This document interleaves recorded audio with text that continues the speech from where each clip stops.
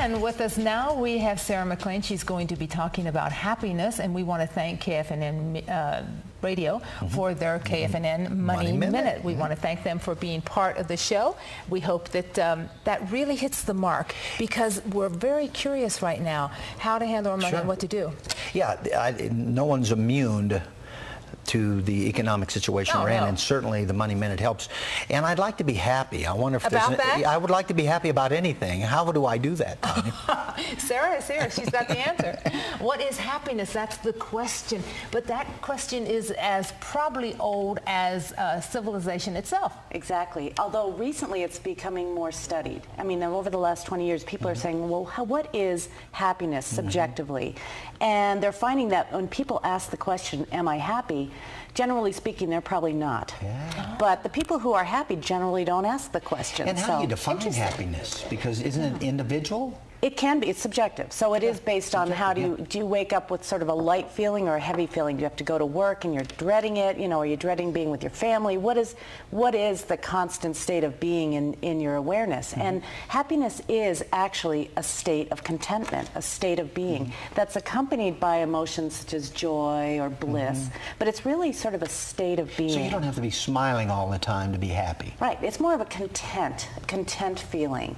And happiness, and I was studying it and looking at it, and it turns out that we only can control maybe about 50% of whether we're happy or not. The other 50% is? It's from our genes. Wow. Really? Yes. So, but that's good news. I mean, you're not destined to be unhappy. I mean, even if you have a lot of depression in the family or sort of anxiety. But I guess how would you know that? Well, I'd say you look at your family members. I mean, yeah. Or how do you know if you're unhappy? Which one did you mean? Either one. Yeah, well, how do you know if you're unhappy? Well, I think it's a sense of not having that content feeling like, oh, what am I supposed to do? This isn't working. But everybody has that. Everybody is not content all the time. Not all the time. Yeah, but we're not looking at 100% of the time here when we're talking, are we? No, and we're looking at happiness is more, they say, being happy for no good reason. You're happy whether you got the right job or not. You're happy whether you we're happy if the sun's shining. Right. But if something is making us unhappy, don't we then take steps to change that? Yes. Like you said, if you get up in the morning and you have this dread to go to work, you're despondent about going to work.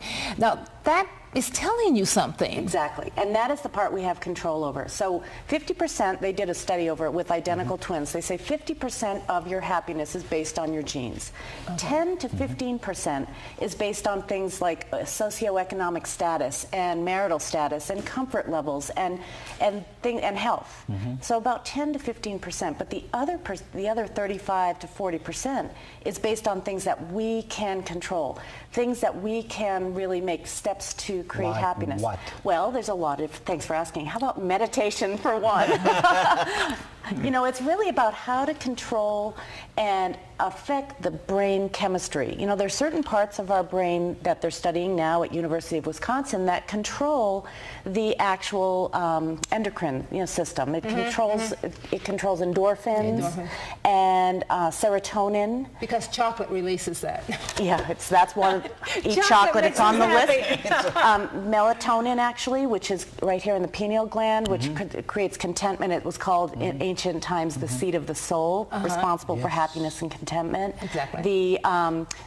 What's the other one? That serotonin that we create from exercise, being with people that we love, eating chocolate, shopping for women. So there's a lot of things. Shopping does make me happy. Every time you're on the show, you seem to me to be a very happy, content person. Now, and I know you're not just bringing that on. When we meet you off camera, you're the same. So it's got to be in your genes, and then you're also working on the control. I wouldn't say it's in my genes, actually. No? No, I would not say I'm in my genes. It's in my genes. I'm in my genes, but it's not in. I wouldn't. Do you wear Guess, Wrangler, or Levi? I like Levi myself. You do? Yeah. Well, Victoria's Secret makes a lovely one. Oh, really? No, I don't know. I can't even remember. But generally speaking, I'm happy, but I choose certain. I wasn't always this way. I remember actually sort of a feeling of being unhappy, and I was sort of between college and working, and I actually went to an emergency room with a sort of a general feeling of malaise, but I didn't have anything particularly physical wrong with me. Anxiety? Anxious? A little anxiety, Yeah. a little depressed. And but they had, what are they going to do? Put me on medication? This was years ago. They weren't so quick to do it then. But, they didn't really have a way for me to feel good, and yet I didn't know what else to do. I mean, I was brought up with the magic bullet kind of medical approach to healing, and so I had to go figure out how to be happy. And so first thing I did was I started looking at who I was hanging out with. And one of the things, and you can see on the list here, one of the things is to create happiness is your networks. I don't actually know if it's on here, but it's engaging and communicating with happy people. Literally, they studied 5,000 people in Europe over 10 years, and they looked at social networks, whether it's your school or your work or your gym or people in your family, and they looked at how happiness spread and unhappiness spread within the networks, and they found that within 3 degrees of separation, happiness spread very quickly, almost like a flu, whereas unhappiness was not as widespread throughout the network. So it really depends. If you're happy and you're around happy people, it will affect them. Someone who's constantly or consistently striving for perfection or success or advancement, whatever word we want to use, that person sometimes is typically looked at as not being happy, but that's not necessarily true, is it? Well, we'd have to ask them, because again, happiness is subjective, and so we don't know. But why does that appear to be unhappy? Well, it might, because maybe it is. If it appears, I can't think of anyone like that right now, but you probably have someone in mind. Do they seem like very discontent? Yeah. Well, then they probably are. That's why I asked that question, because I think sometimes when you're striving for a different level, another plateau, or perfection in something, it appears to people that you're not happy with what you have. I don't think that is. You know what? So. That's a very good point, because many times you say, well, I want to move, or well, aren't you content? Right. Or I want to go over here and do that. That's a good point, Tanya. It is good. And I think those people are really content. They're just looking to move to a different area in life. Well, this is the reason. One of the practices to sort of affect happiness and to affect the brain chemistry is a gratitude practice, is to be happy with what we have, is to take a look, especially when we don't even feel like it, to go through this practice, whether it be in the morning, writing a gratitude journal, I'm really happy that my body's working well, or I recovered from that cancer, or I managed that job transition well, or I'm able to save this kind of money, whatever the story is, or I'm grateful for my family. Just to do a gratitude practice, they say that really helps to connect people to what they have, so that they're at least a little satisfied with the moment. And the other practice that I think you're referring to, if someone's always looking into the future, when I get that, I'll be happy. When I get that, well, that's the negative side of that. Yeah. Right, and the thing is, usually they're not in the present moment. Right, exactly. Yeah. So it's a balancing act, and it's a fine line. But interesting. How can people find you, and why do they find you? Well, because they're not happy.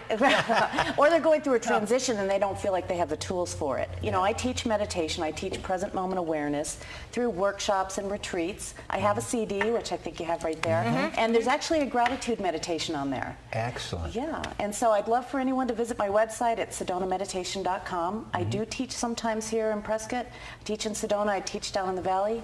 And so I'd love to, and I have a newsletter. Sarah, I think some people, though, getting back to what you're saying about contentment, there's so much life to live. I think there's, I know some people that just go through life and it's kind of flatline, and I'm certain they're content, but there's so much life to live, and many people want to just keep living that life, and so they give maybe the impression that they're not happy, but they truly are. They're just reaching for everything in life. It could be, but the thing is, let's talk about taking a trip somewhere. If you're taking a trip and the whole time you're on that trip you're thinking about what you're going to do when you get home, and you miss the moment, that's striving to take the trip, but it's being There's a present in saying, that and moment. it's on probably everyone's refrigerator because it's on the little magnets. Happiness is not a destination, it's a journey. Exactly. Which I think we would be wise to remember that, obviously. And happiness isn't in the future. It always has to be in the present. We can't experience our emotions in the future.